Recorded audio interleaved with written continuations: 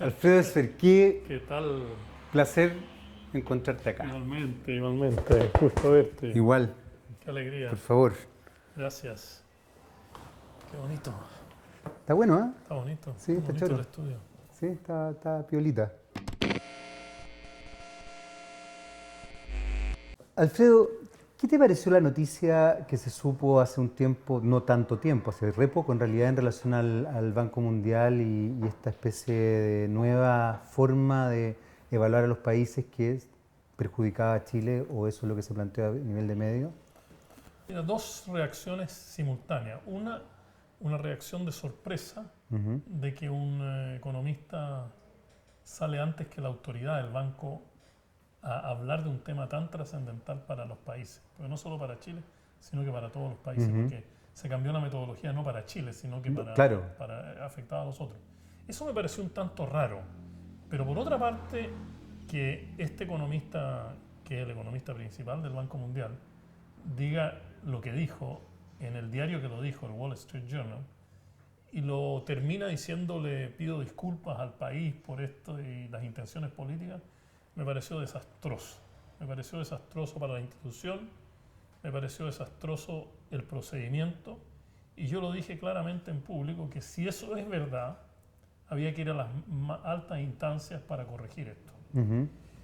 Segundo, yo creo que se le da mucha importancia a cosas que posiblemente uno debiera estar envuelto. Y a mí me llamó la atención de que nos demoramos mucho en encontrar las personas, los chilenos que representan a Chile en el Banco Mundial, que están en el directorio del Banco Mundial, que reciben los informes como primera línea, Sí.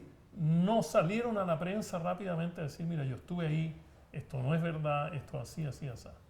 Porque los países están representados, es como un embajador de Sí, Chile en el claro. Banco Mundial y por lo tanto esa persona tiene una responsabilidad de saber cuál es el informe, cuál es el impacto del cambio metodológico y cómo Chile puede reclamar, a qué universidades, a qué centros económicos se manda el informe antes que se publique para que le dé un consejo a ese representante y pueda representarnos a nosotros realmente como economista dentro del directorio.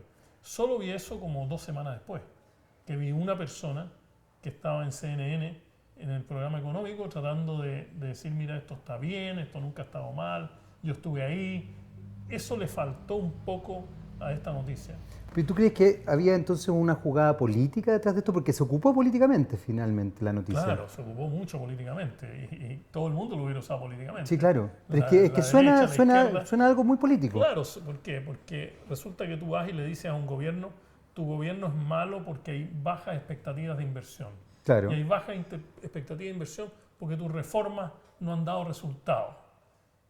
Y todo el mundo dice, sí, pero nosotros estamos siguiendo el consejo del Fondo Monetario Internacional, del Banco Mundial, de la ONU y demás. Y de repente esos indicadores que te decían que estabas mal, no eran tan mal. Entonces, y si además te dicen, mira, lo hicimos por razones políticas para que quedaran mal, entonces le dieron toda la oportunidad a un gobierno como para contestar. Y me pareció que estando con ese tipo de información en ese día, en ese momento, esa era la única reacción que podía haber. Ahora, tú has estado metido en política muy fuertemente. Fuiste candidato a la presidencia, ahora estás de candidato a senador.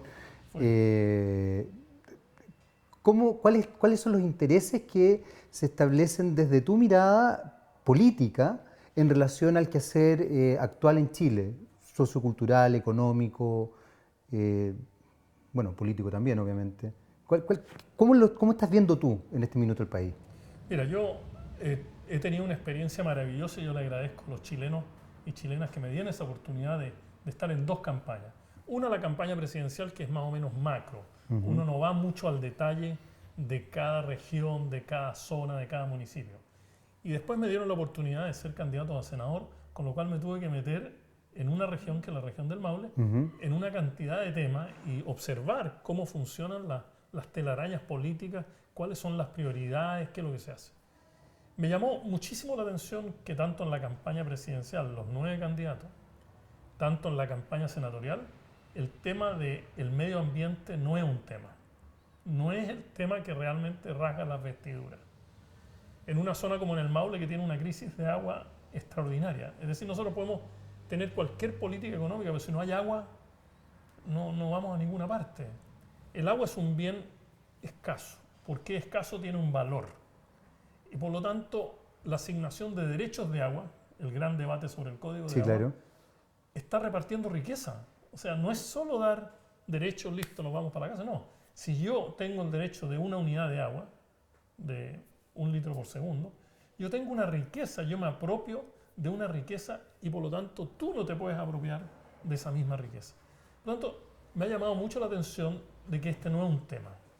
Segundo, me ha llamado mucho la atención de que ninguna campaña ha sido realmente popular, en el sentido tradicional de abrir masa. Ha sido más bien una campaña como hermética de grupos que conquistan mercados políticos, ¿me entiendes? Pero no digamos realmente que uno haya visto, palpado un sentimiento popular que estamos satisfechos con el proceso político y con el resultado político. ¿Me entiendes? O sea, hay ganadores y perdedores, pero a mí me hubiera gustado, como me lo dijo un joven en la Universidad de Talca, don Alfredo, lo que a mí me encantaría en mi vida es ir a la urna feliz, que encontré el candidato que me representa, que encontré ese programa que se junta con mis intereses, y mucha gente me lo mencionó de muchas maneras, lo que este muchacho me dijo en la Universidad de Talca. Y eso no existe hoy día en el país. Nosotros podemos ir a votar por un candidato o por otro, tomar una posición política, pero la política no nos da felicidad. La política no nos hace sentirnos más alegres.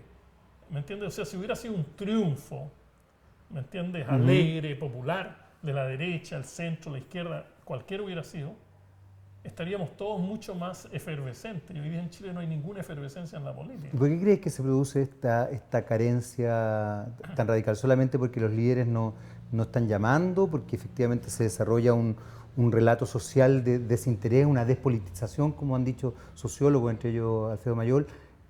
¿Por qué? ¿Por qué se produce, crees tú, esto? Primero porque no hemos sabido crecer políticamente desde la dictadura.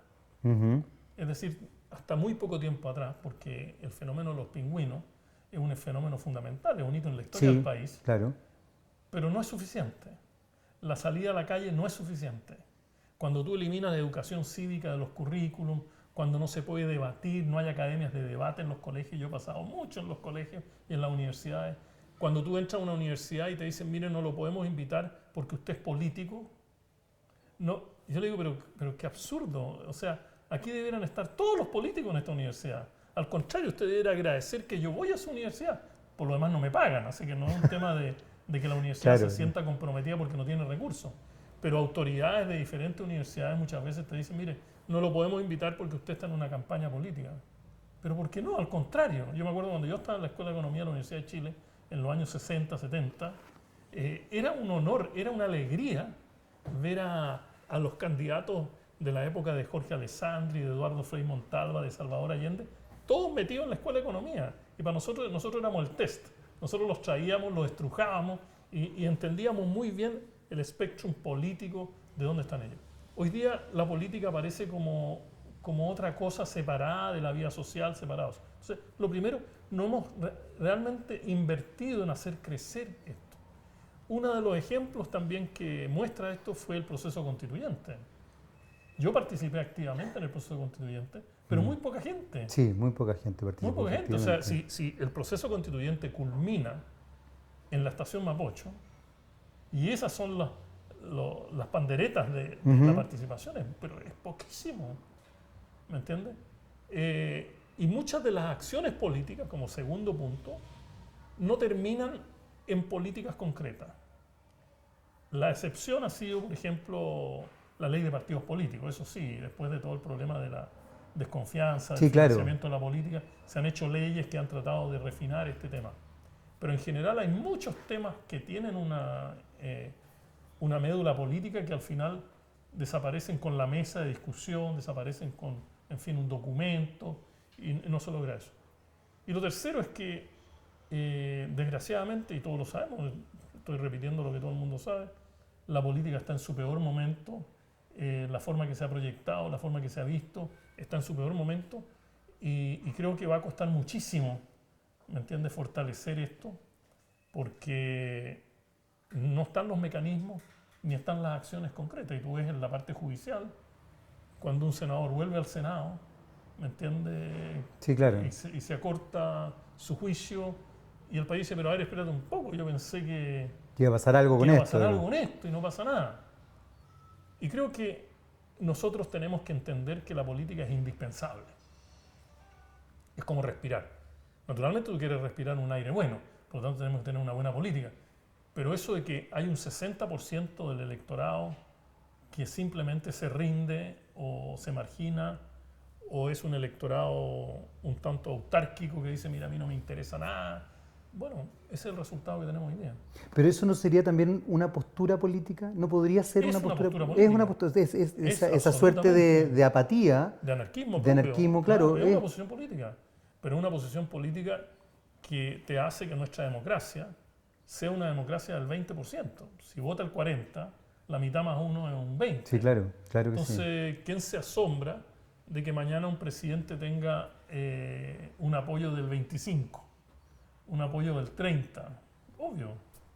O sea, los números son suficientemente claros como para decir eso, de que no hay esa atracción, ¿ah? ese arao de punta que te va a abrir el surco de la política y van a haber semillas y va a haber agua que va a correr para una nueva política.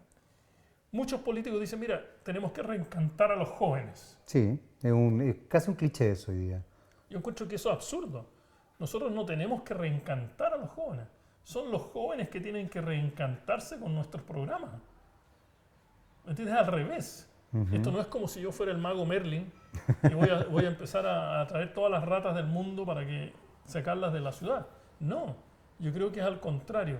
Eso de reencantar a los jóvenes, yo creo que es como mirar a los jóvenes para abajo, es como disminuirlo en su inteligencia. Lo que los jóvenes no han visto es esta nueva política, son estas nuevas políticas. Pero esta no lectura, por ejemplo, de las nuevas generaciones, ¿por qué se establece? Porque entonces uno pareciera ser que estos políticos no nuevos desarrollan un discurso y un relato y una forma de ver el mundo donde no se está leyendo a la sociedad, realmente. Yo te digo, la experiencia que yo tuve como candidato a senador fue bastante iluminadora en esta pregunta. Primero, la gente te dice, los políticos solo vienen para los periodos de elecciones.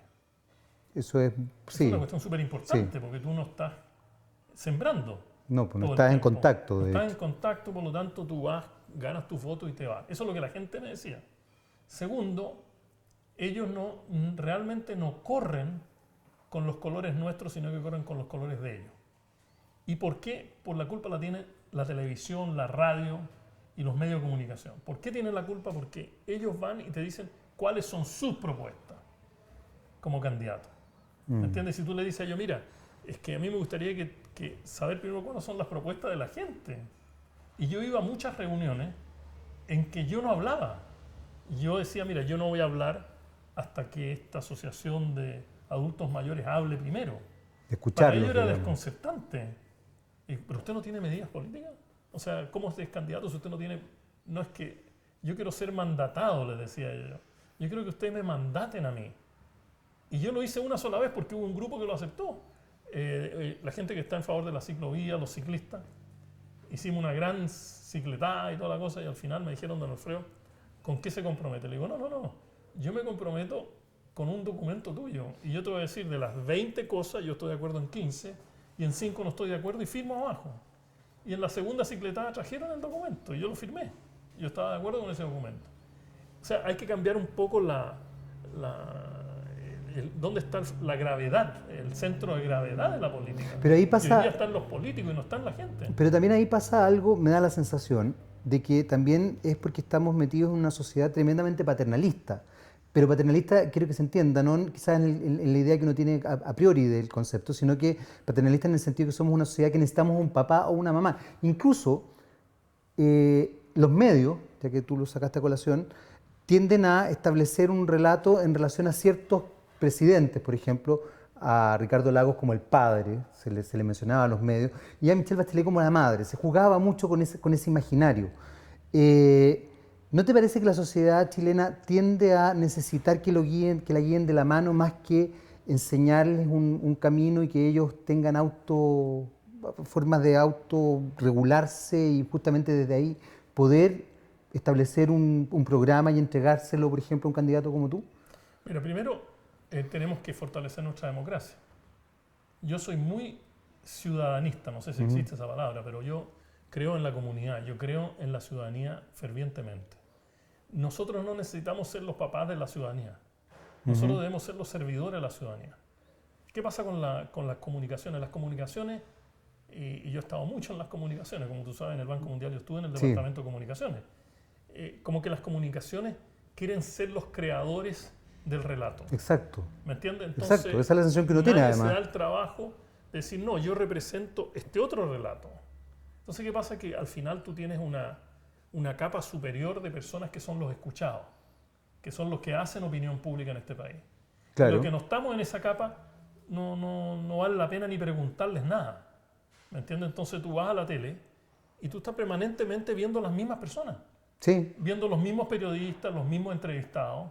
¿Me entiendes? Es como un círculo. Yo no digo que esté mal, estoy hablando como un diagnóstico que eso no fortalece realmente nuestra democracia.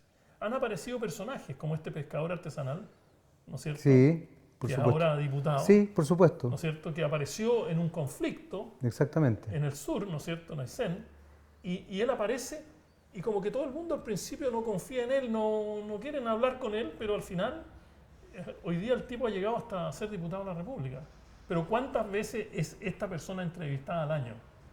Para ver la perspectiva de una persona de bajo ingreso, que no tiene un doctorado, ¿me entiendes? Que no está en el establishment, muy poco.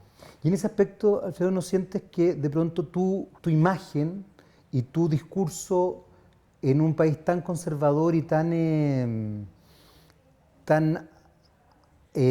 autorreferente hace ruido?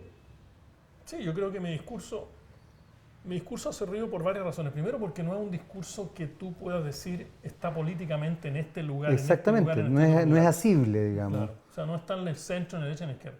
Y yo lo he hecho a propósito porque yo creo que defender el planeta es la obligación de todos nosotros. Es la obligación tuya, mía. Mi gran responsabilidad política está con los niños, con los jóvenes. ¿Me entiendes? O sea, tengo nietas que tú conoces, pequeñitas. ¿Qué planeta van a tener ellos? Yo llevo casi medio siglo luchando por una visión diferente del planeta. Segundo, hace ruido porque cambia un poco las estructuras de poder. ¿Me entiendes? Entonces, la gente no quiere cambiar la estructura de poder.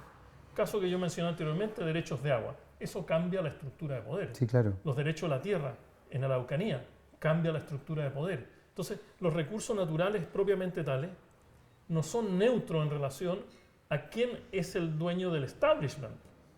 O sea, el royalty en la minería. Podemos sumar. Sí, claro. Las licencias pesqueras. Todas tienen que ver con un cambio en la composición de poder.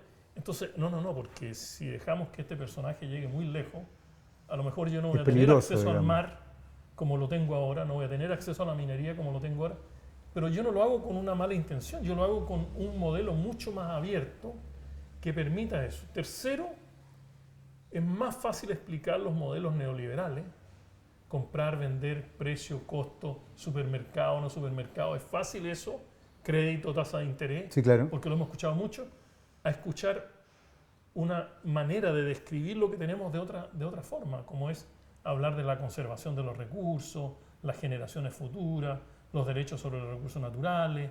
En fin, el relato es muy diferente porque la concepción que yo tengo de lo que está pasando es diferente. Por lo tanto, la gramática social asociada a la proyección del sistema económico, de la proyección de los estructuras, es más fácil escuchar. Ah, no, sí, me ofrecieron un bono, listo, yo ya sé por quién voy a votar. Oye, me van a dar el agua, yo sé por qué no. Entonces, pero no hay una visión de conjunto y eso hace ruido porque te obliga a salirte y a saber que puedes perder. Y ese es el tema, que es difícil hacer. La otra cosa que hace ruido es que yo hablo de que la sustentabilidad del desarrollo, todo que tenga que ver con el agua, el aire, la tierra, la biodiversidad, los animales, los bosques nativos, el mar, etcétera, etcétera, tiene que ir acompañado de una ciudadanía empoderada. Y esa palabra empoderada en Chile como que a nadie le gusta. porque deben encontrarla, no sé, muy de izquierda. No tiene nada que ver con eso. Tú estás empoderado haciendo una entrevista. Yo estoy empoderándome contestándote la entrevista. Ellos están empoderados en las cámaras. Todo el mundo necesita una conciencia de sí mismo frente a un fenómeno. Sí, claro. Nosotros no podemos tener un pueblo ahí abandonado, ¿me entiendes?, en quien hacemos un poquito de caso a algunos sindicatos, un poquito de caso a algunos dirigentes, pero al final como que nosotros estamos viviendo en una campana de cristal frente a la política y la economía. Entonces, eso hace ruido. Y lo otro que hace ruido es que si tú quieres realmente alcanzar estos objetivos de un mejor planeta, un mejor sistema de vida, tienes que cambiar mucho los intereses económicos. Es decir, tienes que tener una buena alimentación. Y una buena alimentación no puede ser con tantos pesticidas, con tantos herbicidas, con tantos agroquímicos, con tantos aditivos, con tantos adictivos, colorantes, en fin. No. Y esos son grandes intereses económicos. Imagínate la pelea que hay que dar en relación a las semillas transgénicas. Estás hablando de Monsanto. Sí. O sea, no estamos hablando... Entonces, Monsanto te cae con 10 periodistas que te sacan fotos en la marcha contra los transgénicos, te publican, te sacan fotos de cerca, no sé qué harán con esas fotos. O sea, es como toda una batalla de no dejar que estos otros temas cambien. ¿Por qué? Porque, ok, vamos a tener que pedirle ahora fertilizantes orgánicos. Entonces, es otra compañía. Entonces, yo no me puedo dejar que me quiten eso. Pero al final, lo último que hace ruido es que mi discurso es un discurso que tiene definiciones diferentes de los conceptos que hoy día están en boga. ¿Qué es bienestar? ¿Bienestar es más Producto Interno Bruto? ¿Más materia? ¿O es felicidad? ¿Qué es competitividad? Una competitividad en el cobre que te deja todos estos relaves botados y contaminan las aguas del río Loa. Acaba de salir hoy día un gran artículo que es el río más contaminado de todo el país. ¿Quién lo contamina? No se contamina solo. No. Entonces estamos hablando de una forma diferente de competitividad, yo la llamo la ecocompetitividad. Es decir, yo me hago responsable no solo de lo que produzco, sino de cómo yo afecto al medio ambiente. Tiene que ver con el tema de las organizaciones sociales. En fin, hay una cantidad de términos, ¿me entiendes?, que a la gente le hacen ruido, pero yo les quiero decir al público de que este es el futuro de la humanidad. No hay otro futuro que tener un planeta equilibrado. Imagínate, Estados Unidos consume como 3 o 4 planetas Tierra. Sí, efectivamente. Chile ya pasó un planeta Tierra. Entonces, es imposible seguir diciéndole a la gente, mira, tú te vas a seguir desarrollando, vas a seguir creciendo, vas a tener empleo, pero toda esa plata la estás gastando en la salud. ¿Cuánta gente alrededor nuestro está con cáncer, con enfermedades genéticas raras, niños que nacen con defectos, en fin? Yo estuve en el Maule y hay zonas del Maule que tienen la incidencia más alta de cáncer gástrico en todo el país. ¿De dónde? Pero ahí hay un tema serio. Es que yo creo que es un tema súper importante, pero también nuevamente se contrapone a los discursos que yo voy construyendo, porque de alguna forma, en tanto los intereses económicos se establezcan en función de la individualidad de unos pocos, no está esta concepción globalizante de una sociedad completa. Y además, el ser humano, yo creo que en función, esto es una opinión personal, de sus propios intereses individuales, es de las pocas especies animales que destruye el medio en que habita. Absolutamente. Entonces, no, yo estoy de acuerdo contigo. Entonces, ¿cómo se establece este cambio justamente este cambio de cabeza? Más aún en una sociedad como la nuestra, que es absoluta y completamente egocéntrica y individualista. Bueno, primero se cambia con un nuevo liderazgo, que piense de la manera que tú estás planteándolo, que piense de la manera, lo digo con humildad, de las cosas que uno ha estado planteando. O sea, esto no van a ser de la nada, tiene que haber liderazgo que permita eso. Yo tuve una experiencia maravillosa en mi campaña senatorial, porque me permitió, entre otras cosas, hablar de todos los posibles aspectos económicos, sociales, políticos, técnicos, lo que se te ocurra de la sustentabilidad del desarrollo. Entonces pude realmente sacar y entregarle al país toda una gama de cosas, emprendimiento, alimentación, agricultura, en fin, pesca marítima. Abordé muchísimos temas para decirle a la gente de que esta idea de que la sustentabilidad del desarrollo no crea crecimiento, no crea empleo, es un absurdo. Un ejemplo concreto. Yo dije en el Maule que nosotros deberíamos tener un programa para limpiar todas las aguas del Maule. Sí, me acuerdo, leí tu... Subterráneo y superior. Eso genera empresas, compañías, trabajo, en fin, miles de cosas, no son tiros en el aire. Si tú vas a descontaminar el mar, que está prácticamente muerto, Sí, pues. eso requiere de investigación, universidades, profesores, compañías para hacerlo, en fin, todo crea otra forma de crecimiento económico. Por lo tanto, yo estoy de acuerdo contigo que aquí hay una pugna entre ese interés personal y ese interés social.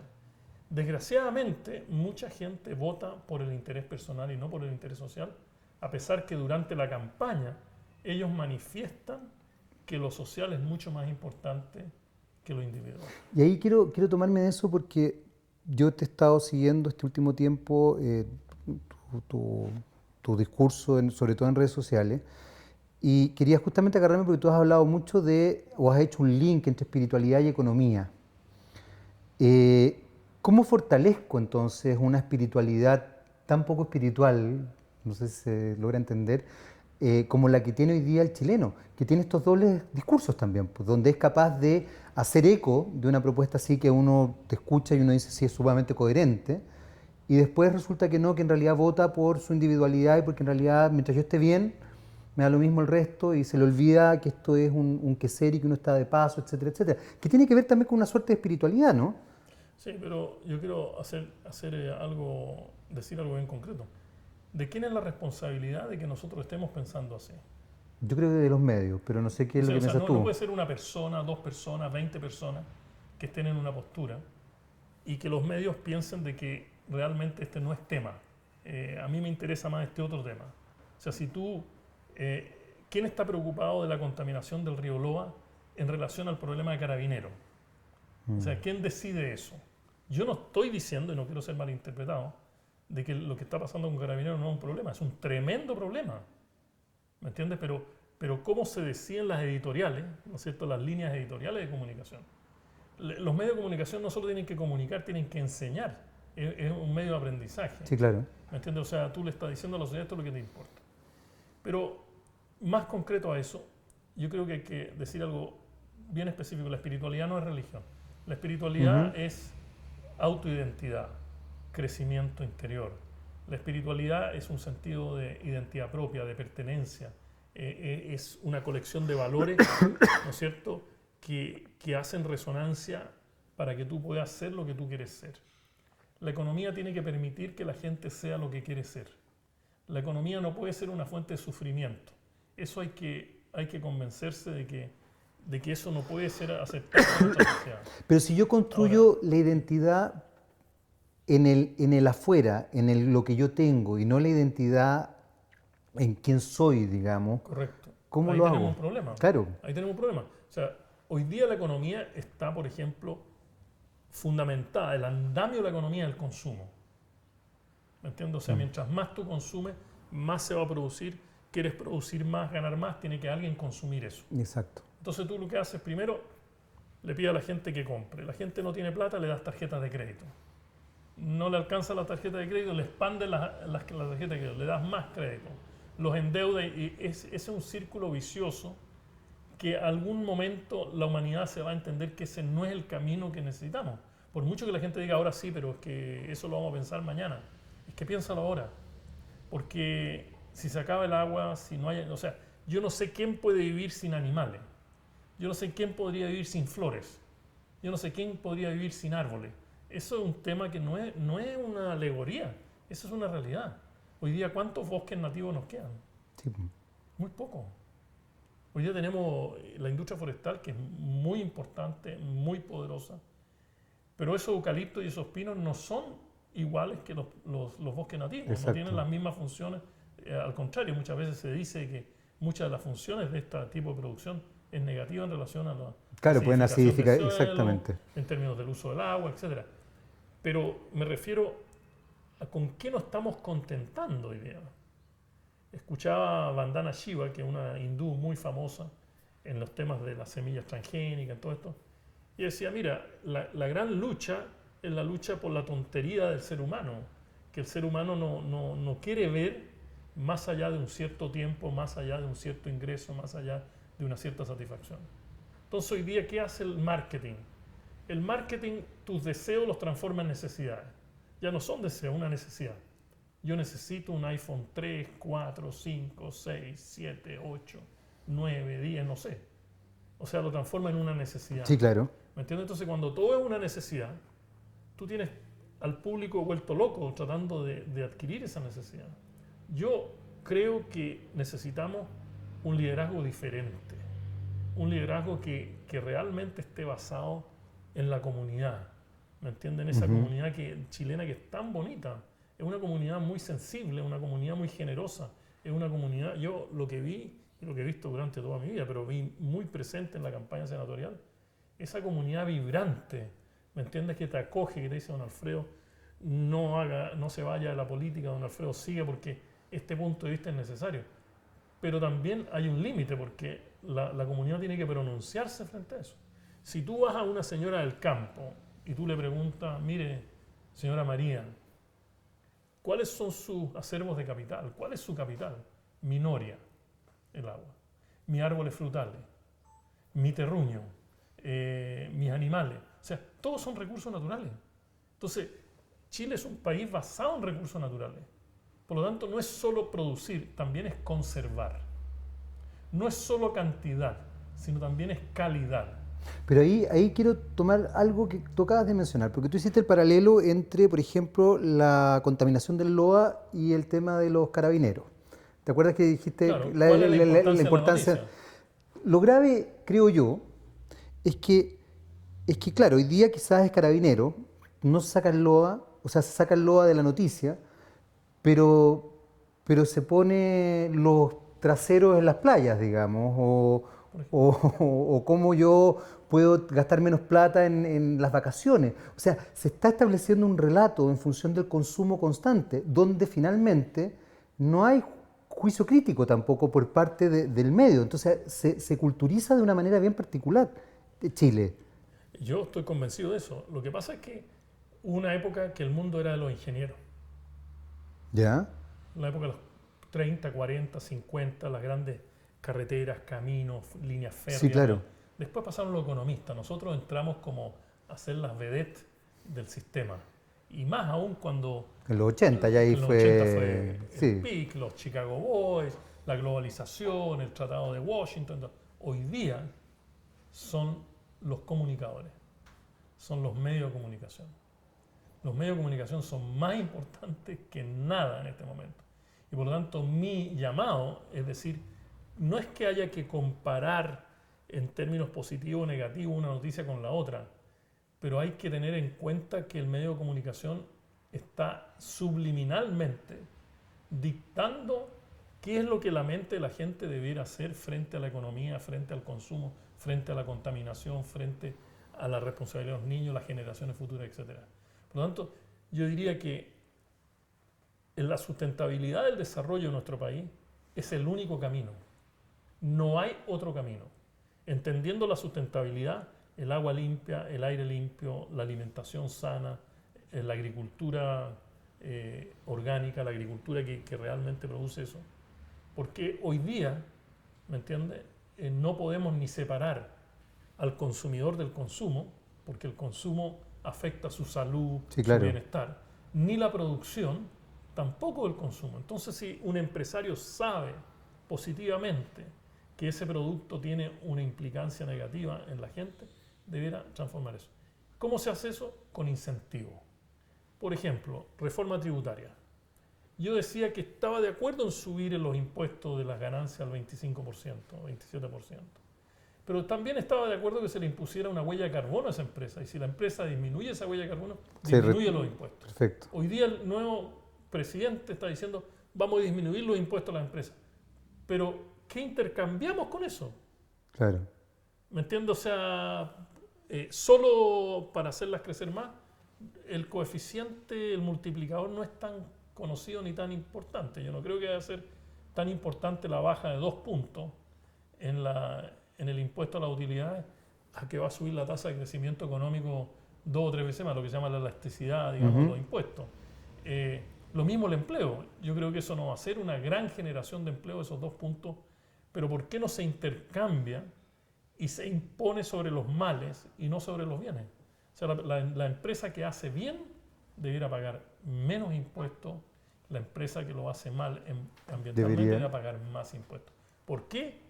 Porque los impactos negativos que se financian con estos impuestos, como son la salud y otras cosas, debieran ser parte y arte de una responsabilidad social.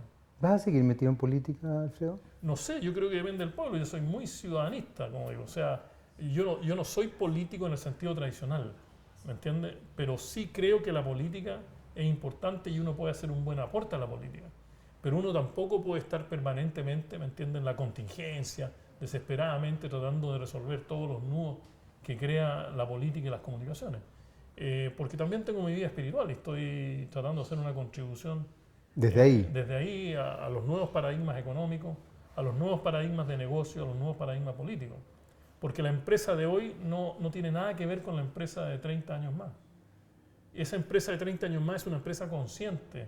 Tú ya no vas a poder consumir tanto petróleo, no vas a poder contaminar tanto, no vas a poder enfermar a la gente como lo hace hoy día por falta de información, porque eres dueño de los medios de comunicación. Eso no va a existir. Los gerentes de las empresas van a ser completamente diferentes. Y de eso hablo, de eso me interesa. Voy a las universidades y hablo sobre el gerente del futuro. ¿Cuáles son los atributos de este nuevo gerente?